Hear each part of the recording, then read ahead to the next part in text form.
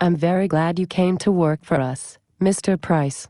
4. A redneck, you have some very good references. I'm sure you'll be perfect for the job. Do you have any questions for your first day in service sales? Thank you, Miss Apeface. It's pronounced Epiphasia. I'm afraid I don't even know where to start. I've never sold a service contract before and it seems like it's very complicated. Service contracts are difficult to sell. Not many people can do it, but if you follow some simple rules, I'm sure that you'll do just fine. Rule number 1, find out how much it costs them now to manage their tools. How do I do that? Will they know? No. Usually, they only know the cost of parts and labor. To help them understand all of the other costs, we use a worksheet and we help them fill it out. It includes all of the hidden costs like inventory carrying costs, training costs, quality costs and things like that. I emailed it to you last night. Rule number 2, find out what kinds of other problems they're having and how those problems affect their business. You might find that they throw a lot of tools away or they fail audits. Will they really tell me their problems? Won't that be embarrassing for them? You need to ask the right questions. After you ask a question to uncover a problem, you can ask an implication question to get them to think about how much of a problem they have. Can you give me an example? Sure. What did you do before you took this job?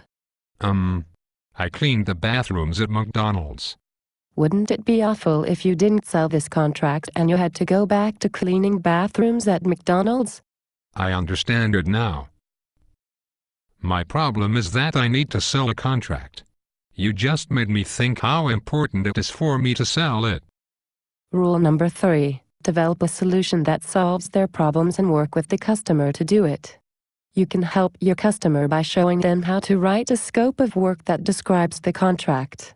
That way, you can show them every option and together you can pick the ones that work for them. Will they really let us help with the scope of work? Yes, of course.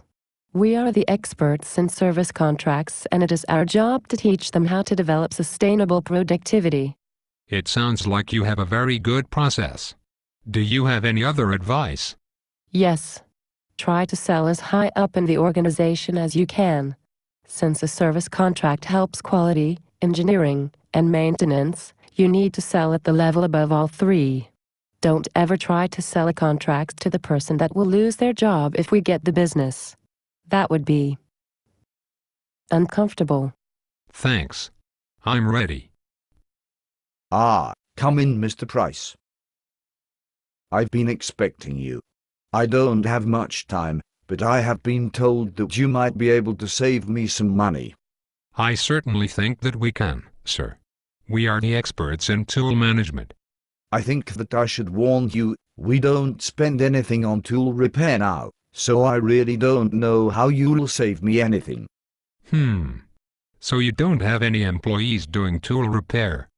Well, we have one guy that does some repairs, but he is also in charge of keeping the nuclear reactor from exploding, so he does 2 jobs. That's interesting. What happens if you are having a meltdown and you need a tool at the same time? I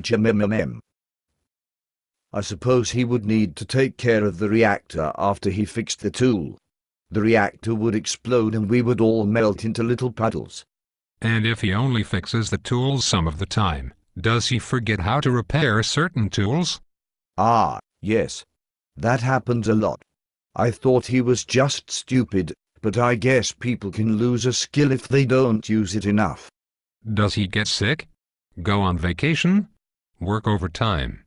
There are hidden costs associated with all of those. Wow! I never thought of that. You also need to consider inventory costs, training and special equipment, and quality costs as well. I have a simple spreadsheet we can use to figure out your true cost. Would it help? That would be very helpful. You are very good at your job. Since this is so complicated, is there anything else you can do to help us through this process?